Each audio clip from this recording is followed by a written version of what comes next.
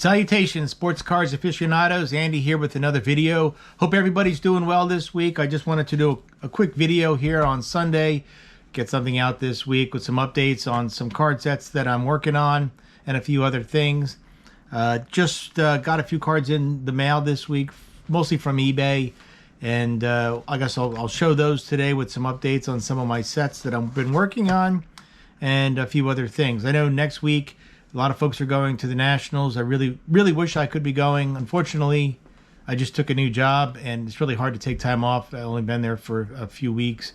So my goal is to go to Strongsville next spring. I think it's April or May. I've already got that kind of on the calendar and sort of planning that trip. And hopefully I'll get a chance to meet a lot of you all, whoever goes out there to Ohio. But I can't do the Nationals, unfortunately. But if you're going, look forward to your videos and your updates and your live streams. Really going to try and stay on top of watching what's going on out there. But when you come back, really look forward to seeing what you've picked up. With that theme, I'll show you what I've gotten this week. Just a few cards, mostly from eBay, but sort of. Let me run through and I'll tell you what they are. So the first card I picked up this week was sort of bought on a whim. This is the Rod Carew from 1979, graded in an SGC7. I do have this entire set.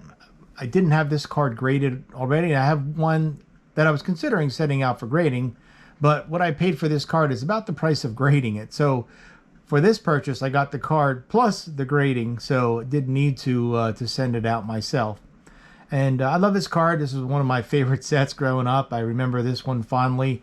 And there's the cool batting pose of Rod with that all-star banner across the bottom of the card.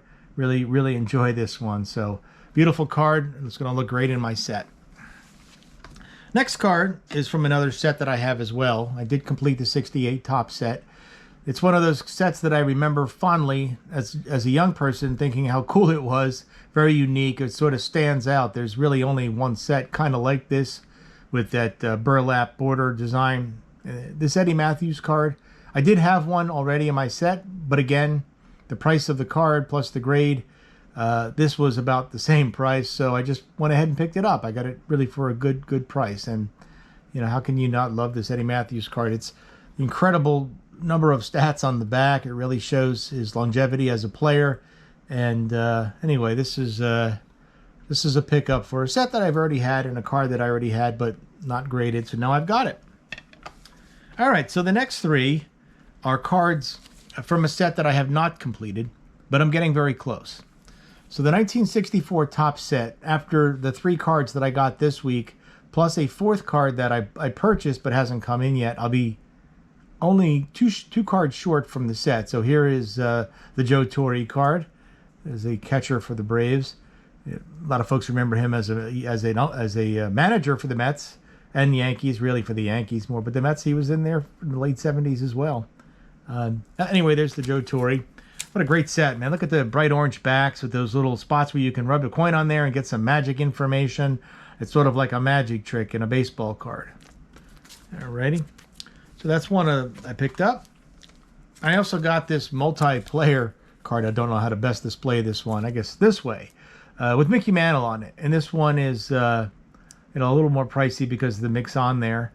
But this is a great example of it. It looks good on my set. The back of the card is also pretty cool looking.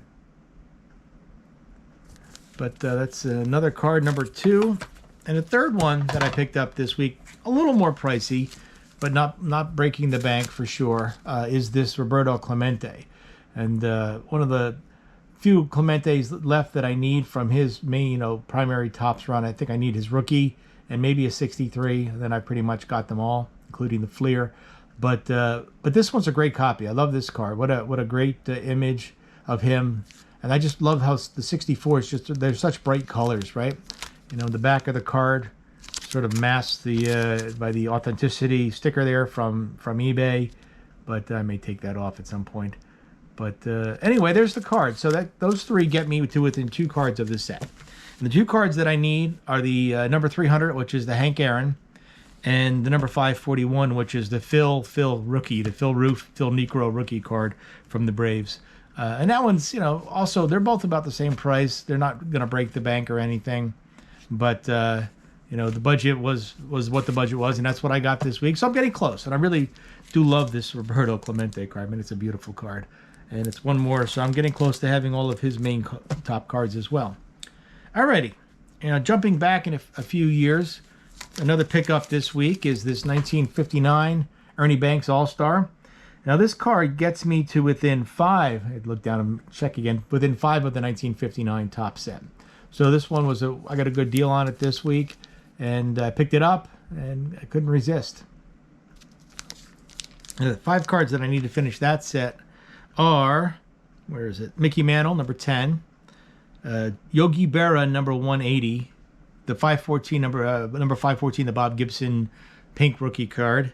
The Hank Aaron All-Star number 561 and the Mickey Mantle All-Star number 564. So, some pricey cards in there. The Mantle certainly draws, are expensive, as well as the Gibson. So the condition that I want to get them in, they're cards that I have to budget for. But that's a big set, 572 cards, the biggest set Topps put out in the 50s, and it's quite a great set. I'm getting close, but not quite there.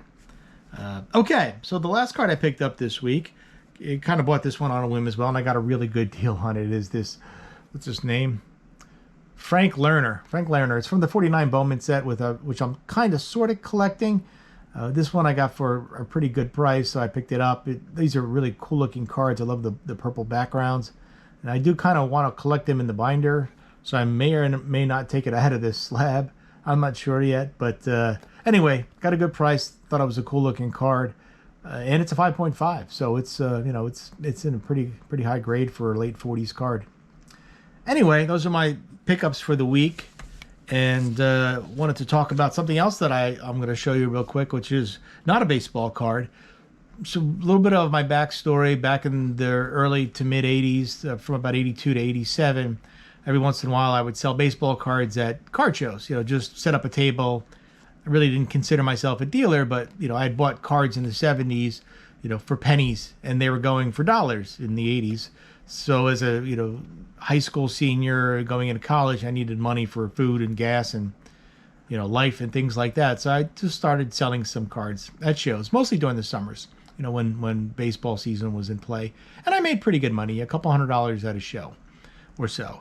I had friends who would set up at shows as well on occasion, and the tables were about $20 or $25 to reserve, and they didn't need, I remember having to go to the post office and get money orders because you couldn't use checks. They didn't want your check, so you had to get a money order. I don't know what the deal was, but that's what they made you do. So anyway, so I went to these shows, and I would usually cover my table and make a few dollars. I wouldn't break the bank, or I wouldn't be a millionaire at the end of the show, but I would make enough.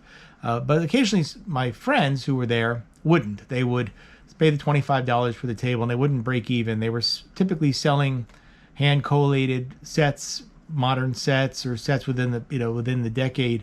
So they would try and sell them, and occasionally they would sell, but occasionally they wouldn't. So anyway, long story short, so to help them out, I would buy stuff from them once in a while. If I had made, covered my table and made some money, and I had some extra pocket money, I would sometimes buy things from them to help them cover the cost of the table. Because it was nice to have my friends there, and you wanted them to not lose money at the show. So I was about 83 or 84, I bought a set from a friend of mine who was trying to just sell them, and he was, I paid what he asked for. I think it was around $25. And I bought this 1982 Wrestling All-Star set, and here is the Hulk Hogan card from the set. I still have the whole set. I actually forgot that I had this thing until about 2 years ago when I was cleaning up, and I found this box, and in there were all these cards, and they were just sitting there without holders on them and stuff, because I wasn't a wrestling fan. But I thought the cards were kind of cool, so I was, $15, $20, whatever it was. I just bought the set, all the cards, and helped him out, and I got these cool cards. But like I said, I wasn't a wrestling fan, but obviously Hulk Hogan, having passed recently, you don't have to have been a wrestling fan in the 80s to appreciate what Hulk did for the culture. He was everywhere. Hulkmania was on television. It was in movies. It was in commercials. It was, Hulk was everywhere. And he was just always the constant good guy, right? He was always the one to look up to. He was always, this macho, wonderful character, bigger than life. And he's going to be sorely missed, that's for sure. But anyway, I wanted to share this card with you and the real quick story. Keep this video short. Here's the back of the card. This set's kind of interesting. As I look through it, you know, there's a lot of names in there that you remember, like Andre the Giant and Ric Flair. And these cards are all about the same condition. I never really looked at them. I just, about 2 years ago, put them into these little holders. But anyway, that's my story. And there's my Hulk Hogan card. His rookie card, I believe, from 1982. I'm not sure. But anyway, appreciate everybody checking out my videos. I really appreciate all my subscribers. I can't believe I'm getting close to 100 subs. It's really amazing. So you guys are awesome, and really appreciate your comments and your likes and everything and all the incredible support. This week in New Jersey is going to be hot, so if you're going to be hot this week, stay cool. Be safe this week. If you're going to the Nationals, safe travels. Look forward to your videos. Thank you for stopping by. Everybody, take care and have a great week.